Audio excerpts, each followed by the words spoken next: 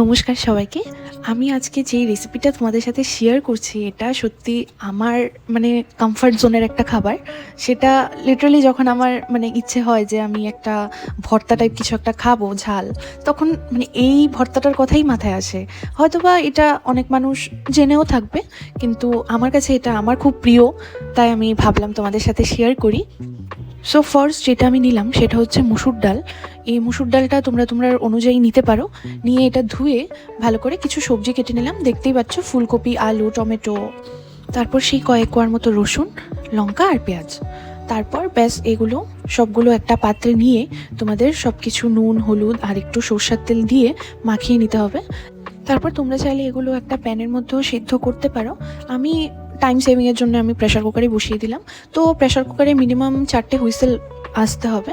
তারপর যখন নামাবে দেখবে সব একদম সেদ্ধ হয়ে গেছে। দেন তোমরা একটা কড়া নিয়ে কড়াইয়ে দুটো শুকনো শুকনো লঙ্কা একটু ভেজে তারপর পেঁয়াজগুলো দিয়ে দিতে হবে, দিয়ে ভাজতে হবে কিছুক্ষণ পেঁয়াজগুলো। তারপর সেই একটু নুন নিয়ে সব কিছু মাখিয়ে নিতে হবে। পেঁয়াজটা যদি আপনারা চান তাহলে সেই কাঁচা পেঁয়াজও দিতে পারেন, কিন্তু ভেজে নেওয়ার কারণ হলো একটু ফ্লেভারটা ভালো আসে ভর্তার মধ্যে, সেটা আমি নোটিস করেছি, তাই আমি ভেজেই দিলাম। তারপর সেই লাস্টে ধনেপাতা কুচি ছড়িয়ে তারপর মাখিয়ে নিতে হবে সব কিছু।